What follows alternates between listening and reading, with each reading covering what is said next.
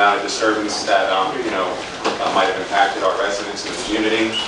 I have every confidence in Teal and in Greg's team in Tidewater that they'll do a similar job for us here in Camelot this year. Greg provided an agenda for us, so including on there all the items that he's going to be reviewing.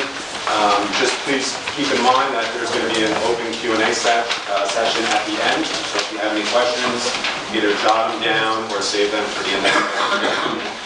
Handouts have, I believe, smaller sized maps of the community and where their lines will be going. We also have larger construction maps here and on the side for illustration. So without further ado, I'll introduce Greg from Tidewater, Corey, and we'll lead the presentation from here. Thanks for coming. Hey, Mark, thank you very much. To continue the introduction to my immediate left, Steve is our inspector at Tidewater. You'll see a lot of Steve on this job throughout the upcoming months. Dale is with Teal Construction. He is the construction manager, and you'll see Dale out here quite a bit as well. Go through the agenda briefly. I'm going to give a project overview. We'll talk about the construction schedule.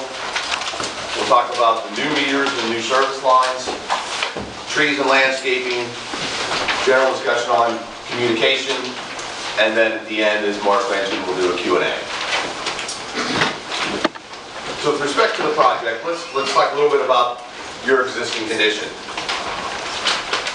Your existing water main is primarily 4-inch. You have some 2-inch. As you may know, all of the water main runs primarily in the backyards of your houses. Your services are also in your backyards. Probably nobody knows better than you the problems with this current system. There's leaks quite frequently, and when those leaks occur, generally the entire subdivision needs to be shut down to repair the leak. The reason for that is all of the existing isolation valves, which would normally allow you to just turn off a section of your water main, none of those work anymore. They don't close so that enough to stop the water. So the only valve that is effective is the one that shuts off the entire development. So that's one of the reasons we're doing this. The second reason is to provide fire protection. Just on a side note, generally the insurance companies provide a discount if they know you have fire hydrants in your development. So when this is all done, contact them and see what they're going to offer. May I say something? I did call and they said they want to know at the time you call how far you are from the fire hydrant, feet-wise. Yes. When you call, get your measurement how far you are from that hydrant. The rule of thumb is they want you to be within 500 feet of a fire hydrant.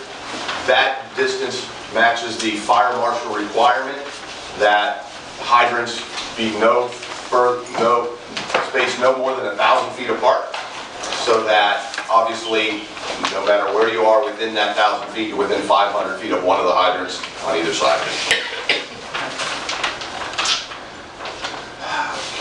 We will be replacing everything. The water main, the services, and of course installing new fire hydrants.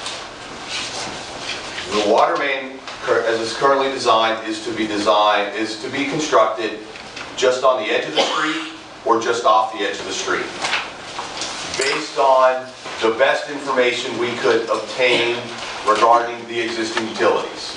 Obviously, you guys have sewer in here, and you have cable, and you have electric, and phone, and all that. One of the biggest challenges is getting our main in with all of those other utilities. So based on the information that we could get, we designed the main as you see on the map in blue. That's all the new water main. Our biggest restriction is that per the Office of Drinking Water, per state regulations, they want us to stay a minimum of 10 feet away from sewer main. So if the sewer main is more on one side of the road, we really have have no choice but to be on the other side of the road, regardless of the amount of other utilities that may be on that side of the road. So that essentially becomes the first governing factor, where the current where the sewer main is, and then we take into consideration all the other utilities as well as trees and landscaping. The reality will be, when prior to starting construction, Teal will be sending in what's called a utility locate ticket, which is required by law, which will then require all the utilities to come out and physically mark everything that they have. You're going to see a ton of orange and a ton of red and green. You're going to see either flags or paint everywhere prior to starting construction. That's ultimately going to determine exactly where the main goes. Because we're going to have to either fit in between this or on one side or the other of those existing utilities. So this design is the best guideline, but I would be amazed if we don't have to make some changes based on what we actually see in the field once we get those utility locates. When you're saying they're going to mark that, are you talking about the main streets, or are you talking about each home they're going to mark? They're going to mark the streets. When do they mark the homes today? They do not mark the homes. Thank you. The one we're going to see, though, when we will go around back behind the house, mark the whole property. Are you, okay. Yes. So will you, and we will call at that point, or will we call? Yeah, I don't want to give this story too much to do, but Okay. those are crazy. So Dale just corrected me, when we go to install the services, they will call and locate between the homes. I'll call the whole entire property, yeah. So whatever's in there, they should mark. So to clarify what you said earlier about the services is our portion of it. The services, well, how we define the services are from the meter box to your house. Thank you. Because all the services are going toward the promise. So,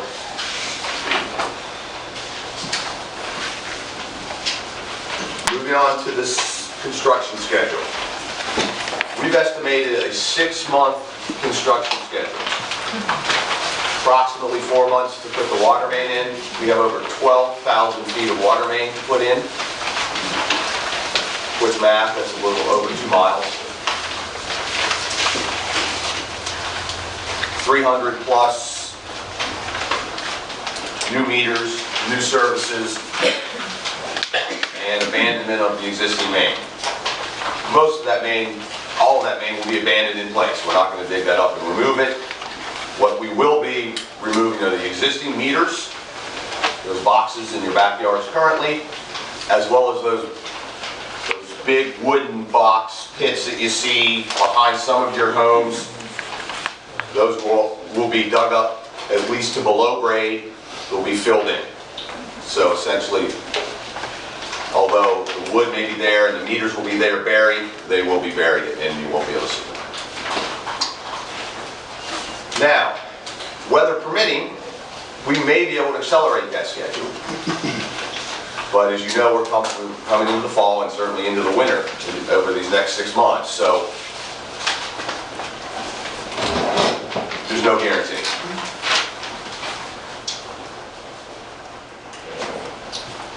The new meters are all going to be located on the street side of your homes,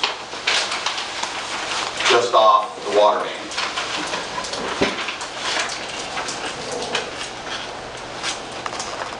We're going to do our best to find areas that do not interfere, do not impede your landscape, existing trees,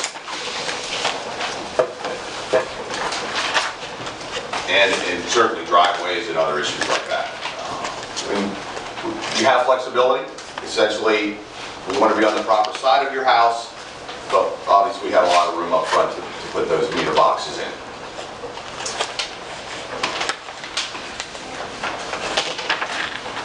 The new service lines. There will be new service lines from those new meter locations, street side of your homes, to the point where we are able to tie into your existing service lines in the vicinity of the skirting or base of your homes. At this time, let's take a look at this little diagram here.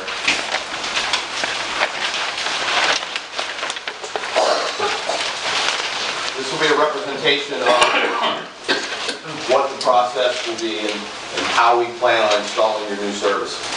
You have the existing meters in the backs of your house, and you have the existing service line that goes from that meter box into your home. Now, you may have your utility closet on the same side of your house, or the utility closet may be on the opposite side of the house.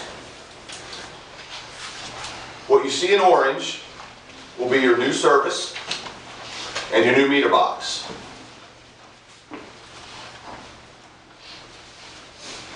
Our goal is to tie in the new service line just as the old service line enters underneath your home. Now, we obviously know as well as you that there's vast amounts of landscaping, decks, patios, you name it, in between the road and there. Those services will be drilled or bored, which means that they'll bring in a little machine and they'll take it underground immediately, keep it underground, and come to the surface, hopefully as close to your existing service as possible. That's where you guys come in. We inherited this, Tidewater inherited this system years and years ago. We don't know where your existing services actually come into your homes, or at least come under your homes. Our best guess will be, at this point, looking at the existing meter box, drawing that line, if you will, to your home, and identifying that spot is where we think the existing service line comes into the house. That's the best information we have. So I would ask all of you that if you happen to have better information, let these gentlemen know. We would like to start digging to find your existing service and find it on the first attempt. If we don't find it on the first attempt, then we have to keep digging alongside your home until we find it. So that's going to be a challenge. Any information will be helpful. So can they please spread to all your people that aren't here, neighbors, whatever, find out, it's very important to find out where it is. That'll help them. And Mark, will you get something in? Yeah, I wrote down some notes. I'll identify the best way for the residents as a whole to communicate this information. More than likely, I'll set up something where it can be emailed to myself, and this way I can forward it to the development. You give them like blue flags, they just stick outside the foundation, this is where they think it comes out. Yeah, so I'll work with the team here, figure out what the best way to do that is. We have about 60% of our residents are seasonal, so there might be a lot of folks that aren't going to be back down. So I'll work with what's going to be the best way to get the information to you guys. I don't want to get involved and have to go under them, and I got a heat tape on them and everything else. Right.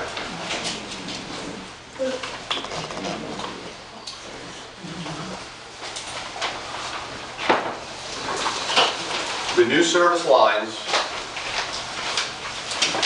will have a 1-year warranty against leaks and any other issues. Now that'll be the new part, including the tie-in.